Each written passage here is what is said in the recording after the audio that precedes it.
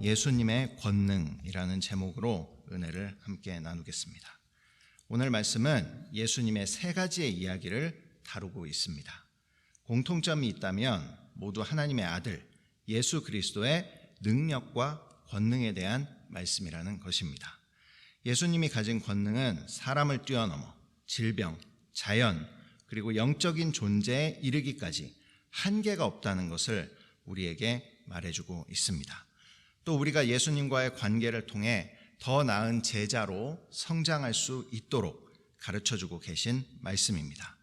먼저 18절부터 22절 첫 번째 이야기는 예수님을 따르고자 하는 서기관에 대한 말씀입니다.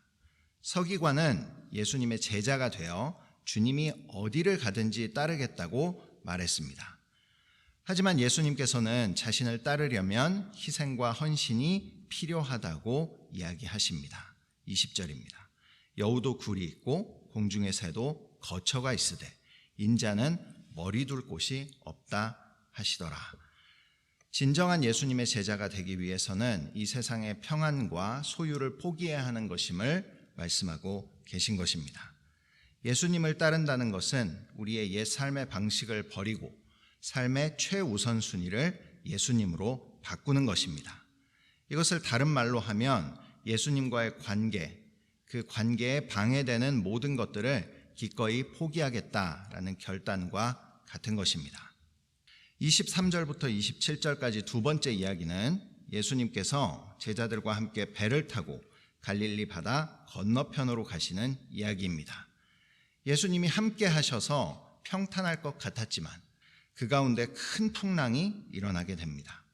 그 풍랑의 위력은 제자들이 생명의 위협을 느끼며 두려워하기에 충분할 만큼 강력했습니다.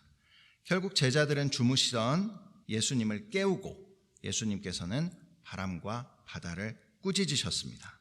그러자 바람과 바다가 아주 잔잔해졌다라고 나옵니다. 26절입니다. 예수께서 이르시되 어찌하여 무서워하느냐 믿음이 작은 자들아 하시고 곧 일어나 바람과 바다를 꾸짖으시니 아주 잔잔하게 되거늘. 자연에 대한 예수님의 능력을 보여주시면서 하나님의 아들로서의 권능을 제자들에게 분명하게 나타내신 것입니다. 세 번째 이야기는 28절부터 34절입니다. 이 이야기는 두 번째 이야기와 연결되고 있습니다. 예수님과 제자들이 바다 건너편에 도착했을 때 귀신 들린 두 사람이 나왔습니다.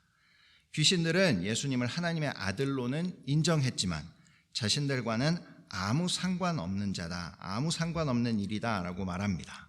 여기서 우리가 알 수 있는 것이 있습니다. 귀신도 예수님께서 하나님의 아들이신 것을 안다는 사실입니다. 그렇다면 우리들도 예수님을 지식으로 아는 것만으로는 부족합니다. 결국 예수님이 나와 무슨 관계인지 그것을 아는 것이 중요한 것입니다. 예수님과 관계 없었던 귀신 떼들은 돼지들에게 들어가게 해달라고 부탁했습니다. 결국 돼지떼로 들어간 귀신들은 바다에 빠져 몰사하게 됩니다. 이 말씀은 영적인 존재들에 대한 예수님의 능력과 권능이 어떠한 것인지를 우리에게 잘 보여주고 있습니다. 우리들이 예수님과 또 어떠한 관계를 맺어야 하는지도 분명하게 이야기하고 계십니다.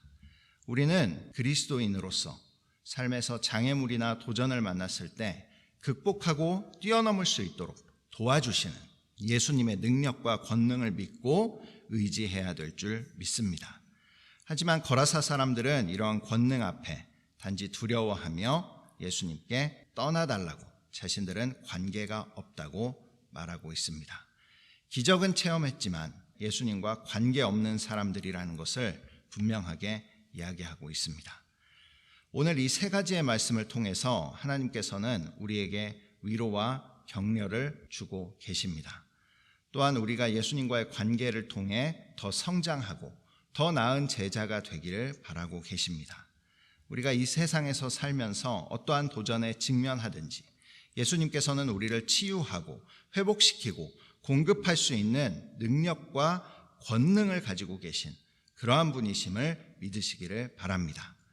희생적이고 헌신적인 마음으로 예수님을 따르고 예수님의 능력과 권세를 신뢰하고 그분의 치유와 기적을 받아들이는 믿음을 가지고 오늘 하루를 살아간다면 우리는 그분께서 주시는 충만한 삶을 경험하게 될 줄 믿습니다.